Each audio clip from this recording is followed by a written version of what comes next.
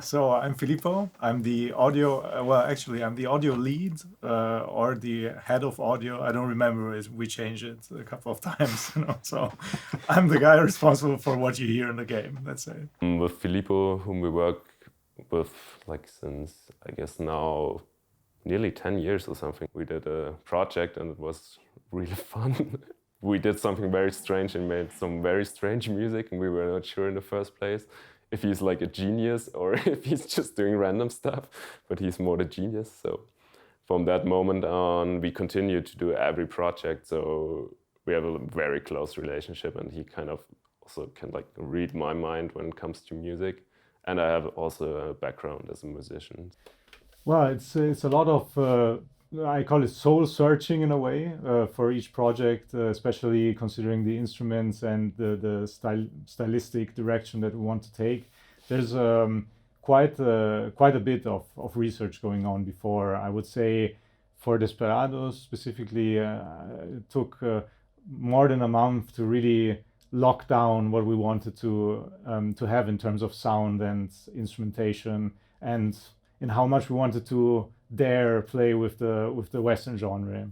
Cliché has a bit of a negative connotation to it, but in truth, people want certain sounds in a Western. And in fact, it's not even about people, it's about us. We found ourselves thinking like, well, no, we want to do something different and explore different ways. But at the same time, we were craving for certain hat tips to the old age and the golden age of music in Westerns. The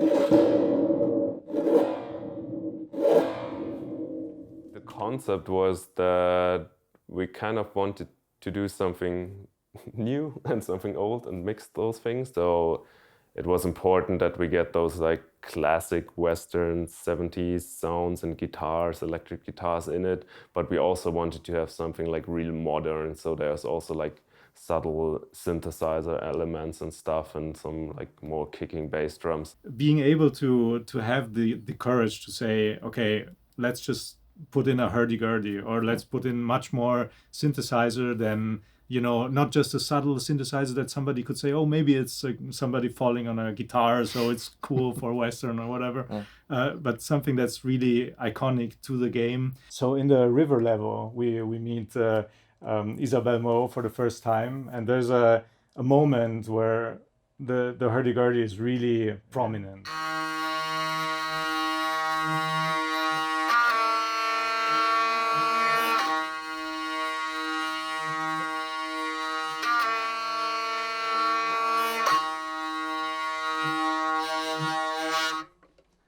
So yeah, this is one of those menacing droney sounds that we layer with a synthesizer as well. And just, it gels so well. We were quite amazed that it works so well. These synthetic sounds on one end, and then this thing, right here together. So basically this is a modular synthesizer. Each one of these little panels, you can actually choose which one to get, and you can freely combine them. This is just a basic modular synth bleep loop noise, but you can do a lot with it.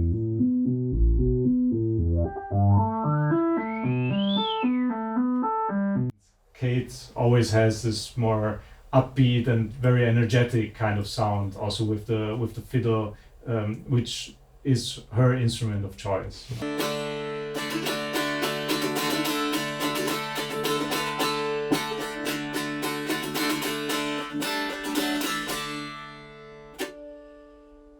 Sound effects. We also have like a very cool guy, which we got to know over Filippo. He's called Philip. Nice, Philip and Filippo there. And I'm sound designer and Foley artist. So yeah, I'm responsible for what you hear in the game, but apart from music. Like the guy, how you're matching, he has all the stuff and makes all the analog sounds and stuff. The first approach is to just shoot. You make one set of footsteps, you make one set of shooting sounds, anything, and then from there you get further on, and there come ideas from people from the team, and I think it should be more like this or in this direction. Sounding surface, much more dirt on it compared to.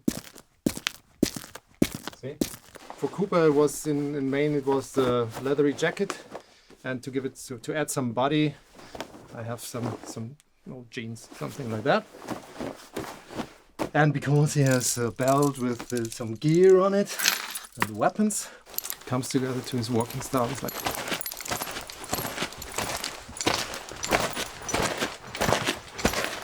the classical horse with these coconut shells, you know, walking from sand.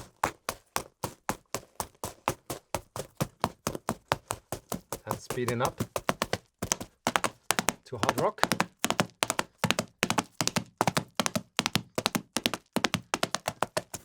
And slowing down on grass.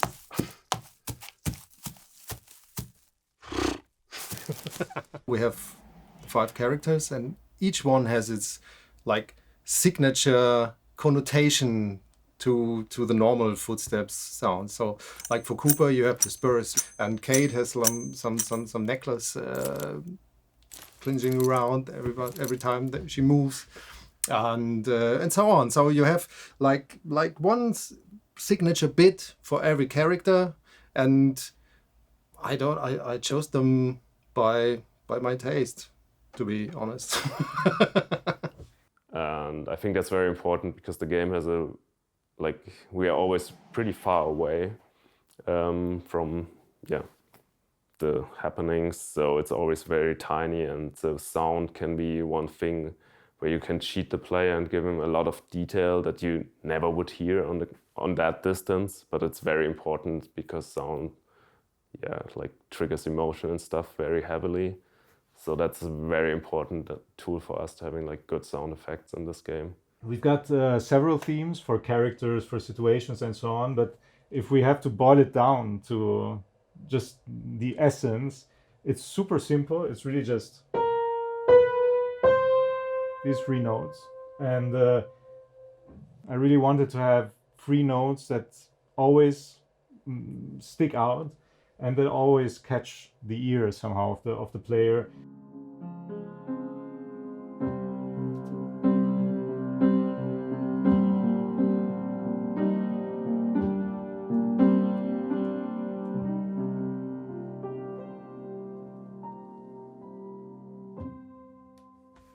Big love for Mimimi.